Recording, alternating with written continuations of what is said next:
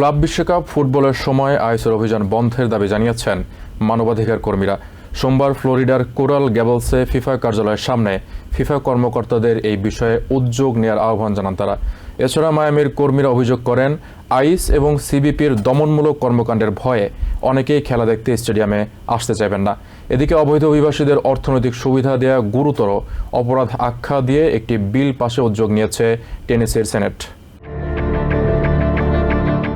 FIFA football বিশ্বকাপ আয়োজনের সময় অবৈধ অভিবাসীদের বিরুদ্ধে চলমান আইসের অভিযান বন্ধের দাবি জানিয়েছেন মায়ামির মানবাধিকার কর্মীরা। ফ্লোরিডার কোরাল গ্যাবলসে ফিফা কার্যালয়ের সামনে জড়ো হয়ে আইসের দমনমূলক অভিযান বন্ধে ফিফা কর্মকর্তাদের উদ্যোগ নেওয়ার আহ্বান জানান তারা। তাদের দাবি, সাধারণ মানুষকে উৎকণ্ঠায় রেখে বিশ্বের সবচেয়ে বড় আয়োজন সফল হবে না।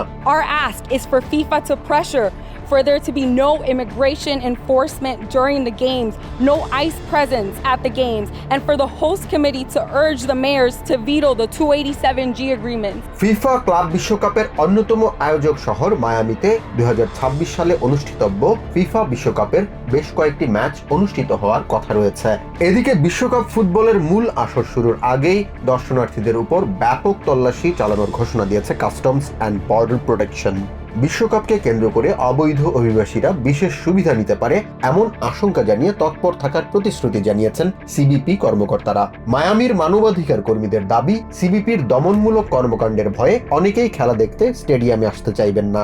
We want people to feel safe going to their games. We don't want for people to be sitting at these games and watching families be separated. Football প্রেমীদের স্বার্থ সংরক্ষণে এগিয়ে আসতে ফিফার প্রতি আহ্বান জানিয়ে মানবাধিকার কর্মীরা বলেন, বিশ্বকাপের সময় আইসের অভিযান নিয়ে ট্রাম্প প্রশাসনের সাথে ফিফার কর্মকর্তারা আলোচনা না করলে এত বড় আয়োজন ব্যর্থতার মুখে পড়তে পারে। To see the World Cup, not to see alligator Alcatraz.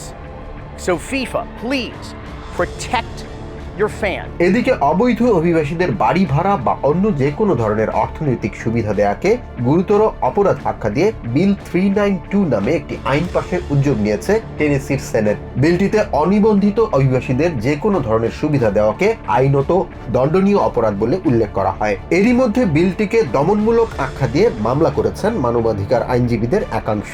এদিকে দেশের কৃষি খাতে কর্মরত অনিবন্ধিত অভিবাসীরা বিশেষ পাস পেতে যাচ্ছেন বলে জানিয়েছেন প্রেসিডেন্ট ডোনাল্ড ট্রাম্প। ফক্স নিউজকে দেয়া সাক্ষাৎকারে ট্রাম্প জানান, দেশের কৃষি এবং হোটেল খাতে কর্মরত অবৈধ অভিবাসীরা কোনো অপরাধের সাথে জড়িত হননি। দেশের অর্থনীতিতে তাদের অবদান স্মরণে রাখতেই বিশেষ পাস পাবেন বলেও মন্তব্য করেছেন ট্রাম্প। বিশ্লেষকদের ধারণা, অবৈধ অভিবাসীদের বহিষ্কারে আইসের অভিযান শুরুর পর থেকেই কৃষি খাত এবং হোটেল ব্যবসায় ব্যাপক কর্মী সংকট সৃষ্টি হয়েছে। তাদের দাবি, কর্মী সংকট এবং সরবরাহ ব্যবস্থায় ঘাটতির আশঙ্কা থেকেই প্রেসিডেন্ট ট্রাম্প বিশেষ পাস দেওয়ার কথা ভাবছেন। জাহান মিথুন, TVN 24 নিউজ ডেস্ক।